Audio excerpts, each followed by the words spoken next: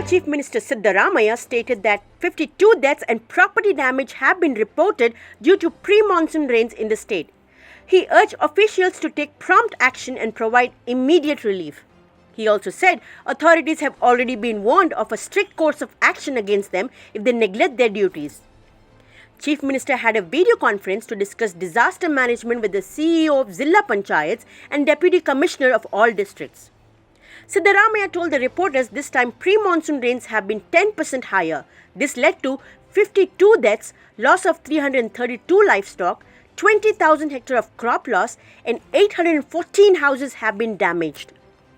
He said ex gratia of 5 lakh provided to the family of 52 victims who died due to thunderstrike, tree fall and washed away by rainwater.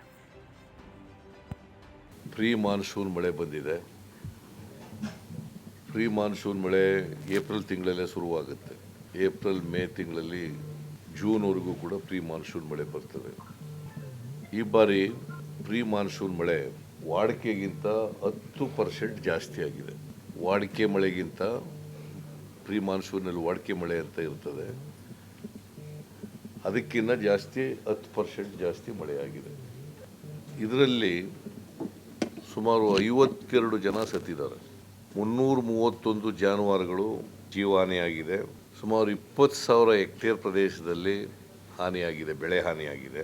814 ಮನೆಗಳಿಗೆ ಹಾನಿಯಾಗಿದೆ.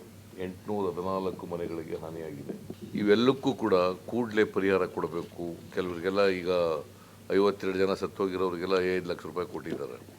ಮರ ಬಿದ್ದು ಸತ್ತೋಗಿರೋರಿಗೆ ಅಥವಾ ಸಿಡ್ಲು ಬಡ ಸತ್ತೋಗಿರೋರಿಗೆ, ಇದು ಮಳೆ ನೀರಿನಲ್ಲಿ ಕೊಚ್ಚೋಗಿರ್ತಕ್ಕಂಥವ್ರು, ಮಳೆ ನೀರಿನಿಂದ ಮನೆಗೆ ನೀರು ನುಗ್ಗಿ ಹಾಳಾಗಿರ್ತಕ್ಕಂಥ ಈ ಥರದವರು ಸುಮಾರು 52 ಜನರಿಗೂ ಕೂಡ ಪರಿಹಾರ ಕೊಟ್ಟಿದೆ. ಜಾನುವಾರುಗಳಿಗೂ ಕೂಡ ಪರಿಹಾರ ಕೊಡಬೇಕು ಅಂತ ಹೇಳಿದ್ದೀವಿ. ಕೆಲವೆಲ್ಲ ಕೊಟ್ಟಿದ್ದಾರೆ, ಕೆಲವು ಕೊಡದೇ ಇದ್ದರೆ ಕೊಡಬೇಕು, ಕೂಡಲೇ ಕೊಡಬೇಕು. ಆಮೇಲೆ ಮನೆಗಳಿಗೆ ಎಷ್ಟು ನಷ್ಟ ಆಗಿದೆ ಅದನ್ನು ಎಸ್ಟಿಮೇಟ್ ಮಾಡಿ ಕೂಡಲೇ ಅವರಿಗೆಲ್ಲ ಕೊಡಬೇಕು ಅಂತಕ್ಕಂಥದ್ದನ್ನು ಕೂಡ ಸ್ಟ್ರಿಕ್ಟಾಗಿ ಹೇಳಿದ್ದೀವಿ. ಕಾರಣ ಯಾಕಪ್ಪ ಅಂತಂದರೆ ಹೊಸ ಸರ್ಕಾರ ಬಂದ ಮೇಲೆ ಜನ ನಿರೀಕ್ಷೆ ಭಾಳ ಇದೆ ಅವರಿಗೆ. ಆ ನಿರೀಕ್ಷೆಗೆ ತಕ್ಕಂತೆ ಸರ್ಕಾರ ಸ್ಪಂದಿಸಬೇಕು, ಕೆಲಸ ಮಾಡಬೇಕು. ಅಧಿಕಾರಿಗಳು ಕೂಡ ಚುರುಕಾಗಬೇಕು. ಸಾಮಾನ್ಯ ಜನರಿಗೆ ಗೊತ್ತಾಗಬೇಕು ಈ ಸರ್ಕಾರ ಬದಲಾವಣೆ ಜನ ಏನು ಬದಲಾವಣೆ ಬಯಸಿದ್ದಾರೆ ಆ ಬದಲಾವಣೆ ಇದೆ ಈ ಸರ್ಕಾರದಲ್ಲಿ ಅಂತ ಗೊತ್ತಾಗಬೇಕು.